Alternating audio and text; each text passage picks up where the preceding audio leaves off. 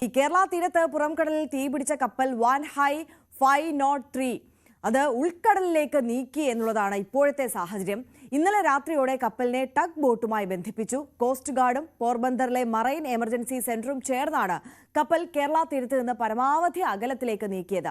Dani തുടരുന്നുണ്ട്. Dani, Kerala തീരത്തിന് പരമാവധി അകലത്തേക്ക് നീക്കിയെന്ന് പറയുമ്പോൾ നമ്മുടെ തീരത്തെ ആശങ്ക അത് ഒഴിയുന്നു എന്നാണോ നമ്മൾ മനസ്സിലാക്കേണ്ടത്? നേരത്തെ പറഞ്ഞിരുന്നു ഈ കടലിൽ പതിച്ച കണ്ടെയ്നറുകൾ ഇത്തരത്തിൽ ഒഴുകി കൊച്ചി തീരത്തേക്ക്, തൃശ്ശൂർ തീരത്തേക്കും ഒക്കെ എത്താനുള്ള സാധ്യത ഉണ്ട് എന്നുള്ളത്. അപ്പോൾ ഇത്തരത്തിലുള്ള ആശങ്കകൾ പരമാവധി ഒഴിയുന്നു എന്നാണോ മനസ്സിലാക്കേണ്ടത്?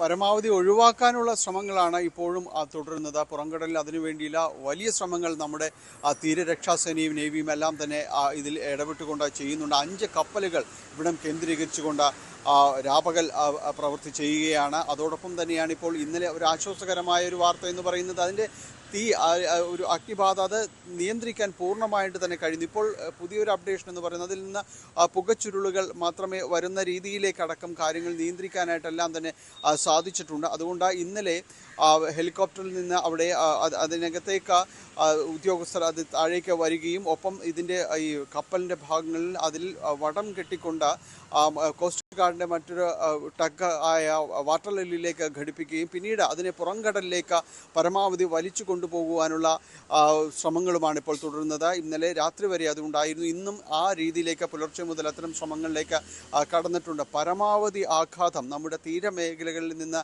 ഒഴിവാക്കുക എന്നത് തന്നെയാണ് ഇതുകൊണ്ട് ലക്ഷ്യമിടുന്നത്. കാരണം ഈ കപ്പലിലുള്ള കണ്ടെയ്നറുകളിൽ വളരെ വിനാശകരമായ പല കാര്യങ്ങളും തന്നെയുണ്ട്. അത് പരിസ്ഥിതിക്ക് വളരെ ദോഷം ചെയ്യുന്ന കാര്യങ്ങൾ തന്നെയാണ്. അത് കടലിലേക്ക് കലരുകയാണെങ്കിൽ വലിയ രീതിയിലുള്ളൊരു പ്രത്യാഘാതങ്ങൾ അത് ഉണ്ടാക്കുകയും ചെയ്തു. ഇത് മനസ്സിലാക്കിക്കൊണ്ട് തന്നെയാണ് കൂടുതൽ പുറംകടലിലേക്ക് അതിനെ കൊണ്ടുപോകാൻ കപ്പലിനെ വടം കെട്ടി വലിച്ച് അവിടെ നിന്ന് തീരങ്ങളിൽ നിന്ന് നീക്കാനായിട്ട് ശ്രമം തുടങ്ങിയിട്ടുള്ളത്.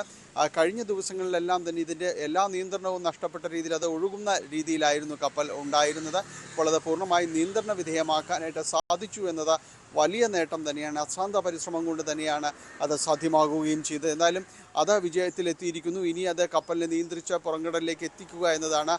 മറ്റു കാര്യങ്ങൾ, മറ്റു പ്രവർത്തനങ്ങൾ കൂടി ഏകോപിപ്പിക്കാനുണ്ട്. പ്രത്യേകിച്ച് ഈ കണ്ടെയ്നറുകൾ അതിൽ കടലിൽ വീണിട്ടുണ്ടെങ്കിൽ അത് എന്തെല്ലാം എന്നതടക്കമുള്ള കാര്യങ്ങൾ കണ്ടെത്തേണ്ടതുണ്ട്. അത് ഒഴുകിയിട്ടുണ്ടോ എന്നതടക്കമുള്ള കാര്യങ്ങൾ പരിശോധിക്കേണ്ടതുണ്ട്. ഒപ്പം 4 പേരെ അത് ഇതുവരെയും കണ്ടെത്താനായിട്ട് ജീവനക്കാരെ കണ്ടെത്താൻ കഴിഞ്ഞിട്ടില്ല. ഇപ്പോഴും അവരെക്കുറിച്ച് ഒരു വിവരവും കടലിൽ ചാടിയവരെക്കുറിച്ച് ഒരു വിവരവും ഇല്ല എന്നുള്ളതാണ്. ഏതായാലും ഇത്തരം കാര്യങ്ങളിൽ ഇന്ന് കുറച്ചുകൂടി മെച്ചപ്പെട്ട ഫലങ്ങൾ ഉണ്ടാകുമെന്നൊരു പ്രതീക്ഷയാണ് തീരരക്ഷാസേനയും നേവിയും എല്ലാം തന്നെ ഇതുമായി ബന്ധപ്പെട്ട് നൽകുന്നത്.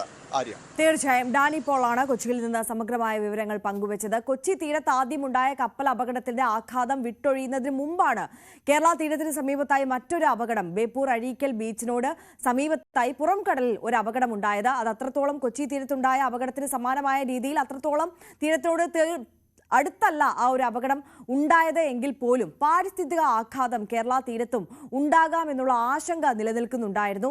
എന്തായാലും അത് പരമാവധി കുറയ്ക്കാനുള്ള ശ്രമങ്ങൾ ഇപ്പോൾ നടക്കുകയാണ് എന്നുള്ളതാണ്. കപ്പലിനെ പരമാവധി പുറംകടലിലേക്ക് നീക്കിക്കൊണ്ടു പോകുന്ന പ്രവൃത്തികൾ ആരംഭിച്ചിരിക്കുകയാണ്. അതുകൊണ്ട് തന്നെ കേരള തീരത്ത് ഇനി കൂടുതൽ പ്രത്യാഘാതങ്ങൾ ഉണ്ടാകില്ല എന്ന് നമുക്ക് പ്രതീക്ഷിക്കാം. അതേസമയം 4 പേരെ ആ കോഴിക്കോടിന് സമീപത്തായി നടന്ന അപകടത്തിൽ കാണാതായിരുന്നു എന്നുള്ളത് നമുക്കറിയാം. അവരെക്കുറിച്ച് ഇപ്പോഴും ഒരു വിവരവും ലഭിച്ചിട്ടില്ല എന്നതും പ്രധാനപ്പെട്ട കാര്യമാണ്.